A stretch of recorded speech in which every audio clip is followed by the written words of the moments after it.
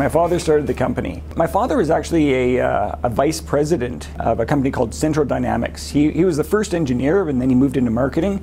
They got very large, they went public, and they got a little bit off track. And my father was very frustrated with big company politics and big company attitudes and things like that, and losing track of what actually made the money and what customers wanted.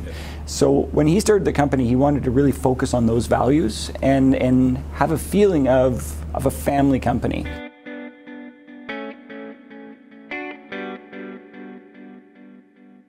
It's extremely important. I like to joke that if we wanted to make Ross into a non-family company, we would have named it Switchertronics or something like that back in the day.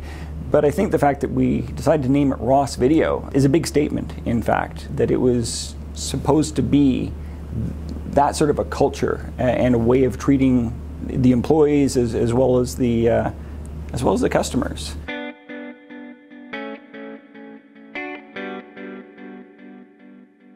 I think we've been doing that for 30 or 40 years. So I think it's gone on for a long time. So it's always been an important part of our sales. What's changed over the years, though, is some ways you could say the sophistication of the church market and the solutions that they're buying are going up.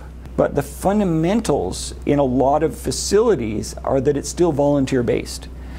And so on one side, well, we're looking at the solution that we can create for the church market and to do amazing things. At the same time, it's forced us to look at how do we do these amazing things with volunteers, with maybe somebody's grandmother that's going to go in and only press 2 buttons but feel like they're part of it. And that conversation, you know, it really doesn't apply as much to broadcast and big stadiums or big concert tours or anything else.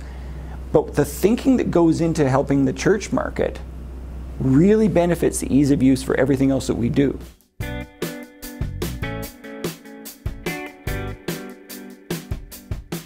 It's fun because when we originally did it, the prototype term was live live, and we're like, well, I can say that, but when you read it, it looks like live or live.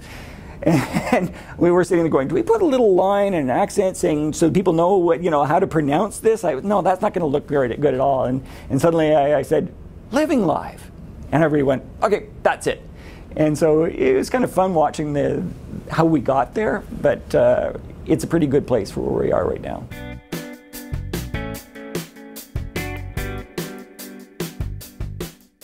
It doesn't matter whether your company is going down, flat, or up. It goes through bumps along the way, and as an owner or a CEO, the job is to figure out what the right number of people and resources and investment to make based upon the trajectory you think you're on.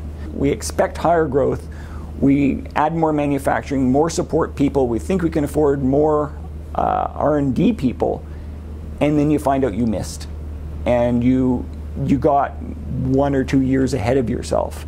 And to preserve the company, you have to make tough decisions, which does actually lead to maybe 2 or 3 times that I've been involved with redundancies.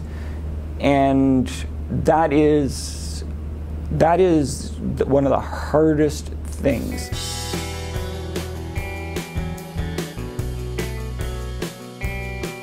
Being inducted into the Academy for Engineers, that was a very proud moment because it was obviously, there's people that built spacecraft, mini spacecraft. They had designed fundamental things that everybody uses, like ultrasound.